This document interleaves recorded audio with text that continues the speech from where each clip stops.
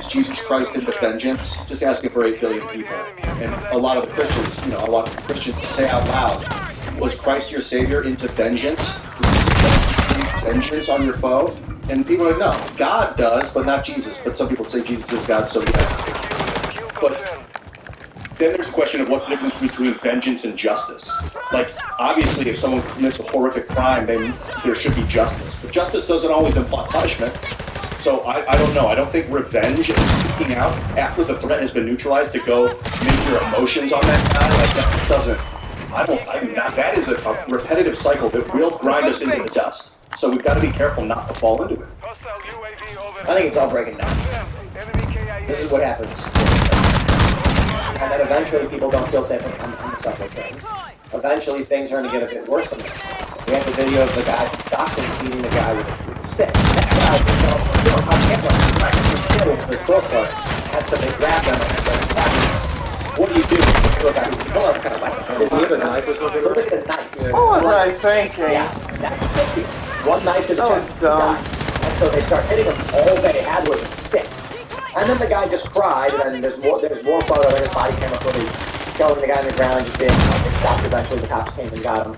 They announced they would not be charging these guys. But I wonder if this can reverse that. That's that a culture starts to emerge where people will just say we don't care what happens. After they deal with it and they'll start attacking about it. Well, there's so much stuff going on. New York's so big. You're desensitized to the internet. I think all you can really do is like those guys. Just be with yourself. Protect yourself. Make sure you're ready. Make sure you can protect your family, protect people around you you care about. Because we get to a point, and that's like that is the destruction of the community. You only care about. Watch out! All you can really do, I mean, dumbass. Other than DC, people are crazy. Like that guy from Rand Falstaff got stabbed. I don't know if you guys have seen that video. Yeah, that's crazy. You're just walking down the street in the middle of the day, right? Yeah, just stabbed. There was, I can't remember what happened was, a guy followed her into her apartment elevator, and like she threw coffee on him, and she was attacking her. This stuff is happening all the time. People connected coming in public space, but can you imagine just being one of the people who get attacked on the street, get to make reports to cops, and cops are like, I know, crazy, right? People are getting stabbed all the time. Yeah, we were just watching before the show footage of Rodney King riots in Los Angeles. Asian store owner just walking outside and shooting at random shooting at random people that they thought were threatening their store. I don't know if those people ever got arrested and charged, but we're in the age now of social media, so we've got this technocratic oversight. It's like it seems like it's trying to criminalize self-defense. Like Daniel Petty apparently choked out some bum who was threatening to kill or hurt a bunch of people on a train, so he choked him out, and if he got arrested for it, like he defended those people and he's the one that got in trouble. That didn't happen in the early 90s. That didn't happen in the 80s when we didn't have social media where people get to sit and think for like a week, watch the video over and over. Should we go after that guy?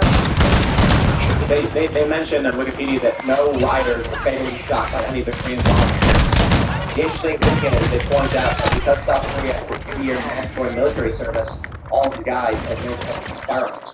They were warding them off. They were warning shots. But they were firing, you know. It's probably safer then, though, right? Like they have. You could argue that wasn't even self-defense at that point.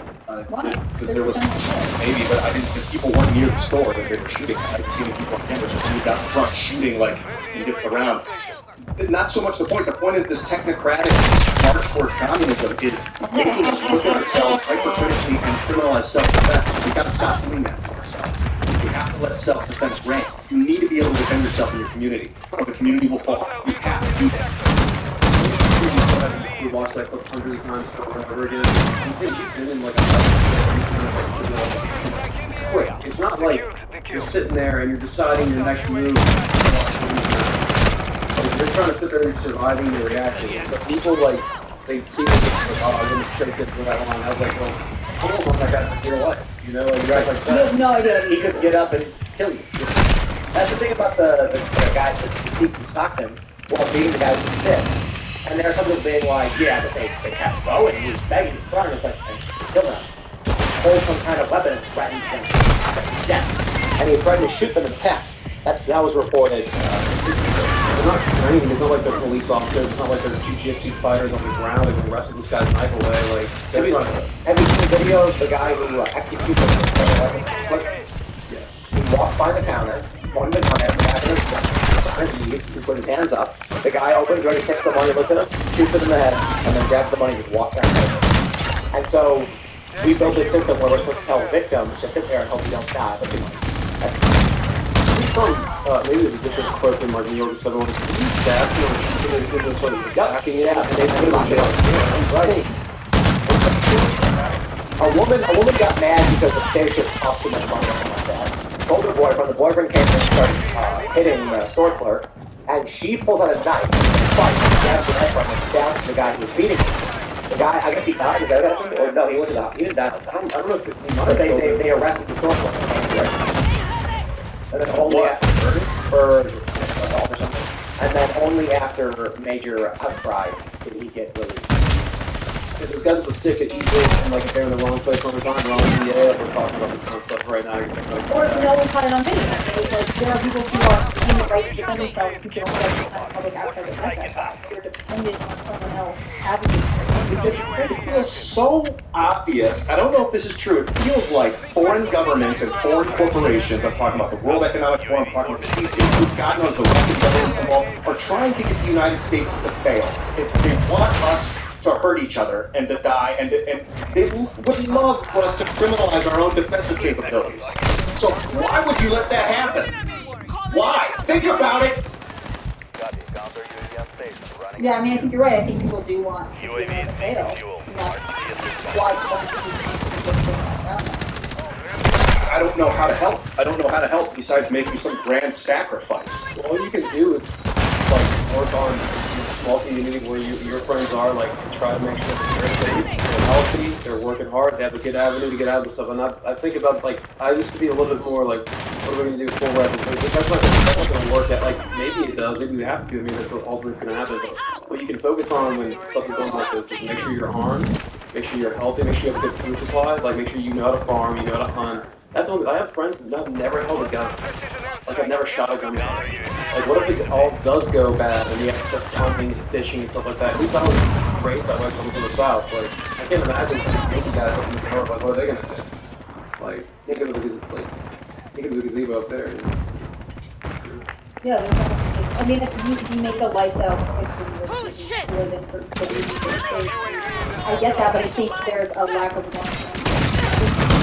Right now, people are thinking, well, cities are great, and there are lots of wonderful things about cities across the country. It's just this saves them right now. You can constantly. We've been living too fast for too long, I think.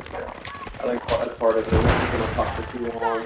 We're getting soft. We don't confidence. Fought, like you were saying earlier, in those battles, and like I guess that's what people say. Maybe not everybody fought back then, but I think we had some conflicts. I got to have a lot. Yeah, we need to prepare for war, every one of us. And that's so it doesn't happen. We need to know how to fight. We need to know.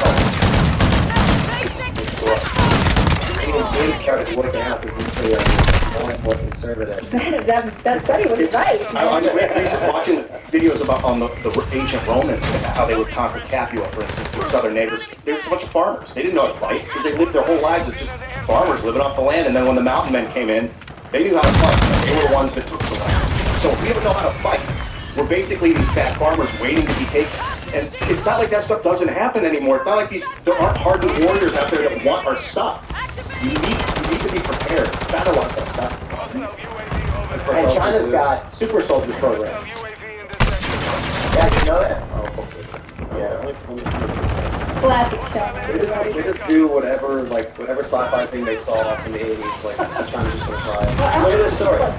China has done human testing to create biologically enhanced super soldiers, says top U.S. official. U.S. Conservation Committee responded to requests about whether China seeks to create soldiers like those in America. But doesn't this make sense? Don't they specifically ask certain athletic people to have children, athletic people, this makes complete sense that they would be like, if it applies to the sports, they'll learn to apply to the military. What if they made? What if they engineered humans to be like a superpower? Just really high. bolts or something. And we all think it's really cool. Like they'd be like Harry Potter, and all the millennials would be very, very into it. Yeah, where there should be like these like Chinese shills, like super red army, whatever. Yeah, it'd be X-Men, but it'd be very CCP X-Men. That's a cool idea for fiction, sci-fi kind of thing, though. China invents super soldier serum that gives people some kind of abilities. If I were to do it, it wouldn't be super like ridiculous, like laser eyes. Well, that's nuts. But it would be like stronger, faster, jump higher, be